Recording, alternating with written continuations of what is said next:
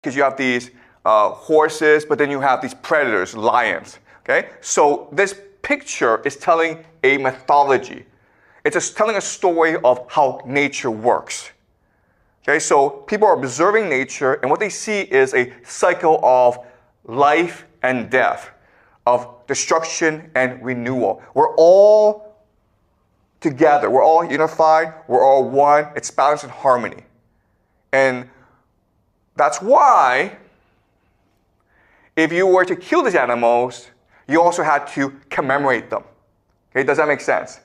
Okay? Because this is a word of balance and harmony. If you kill these animals and you eat their food, you must thank them for their sacrifice by commemorating them. It's the same thing as later on, when humans fight in battles, we build monuments to celebrate those who were fallen, right? Because we want to create balance and harmony in the world. We want to commemorate those who made our lives possible.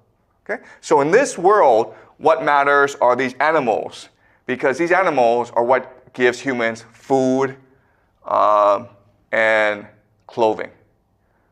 Okay?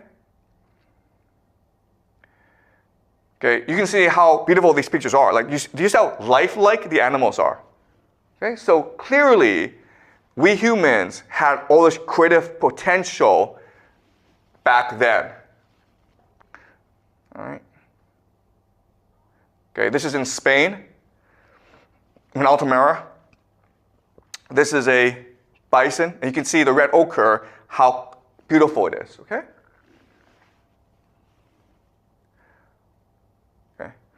And you can see how it's not meant to be realistic. It's meant to be surreal. It's meant almost to be a mythology. There's a story being told in these pictures. We don't know what the story is, but you can imagine that there's a story of life and death, destruction and renewal. Okay, and you can see the struggle of humanity to get food from nature, but also a willingness to celebrate those who have fallen. And there's religious significance to everything, these cave paintings. How do we know? Because this is clearly a shaman, right? What we call a leopard man. This dates back to 40,000 years in Germany. So we believe that in the early societies, these shamans were the leaders because they had the most wisdom, because they had a connection to the divine. Also, what's really important is that music, okay, this is an instrument, was really important to these civilizations. Now, there's a lot of mystery as to how we first spoke.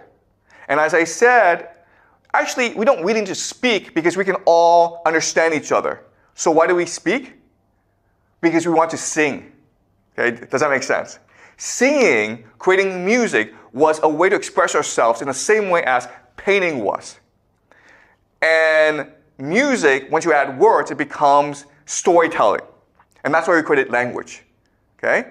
Not for economic reasons, not in order to create a hierarchy, but for creative reasons, to celebrate our humanity together.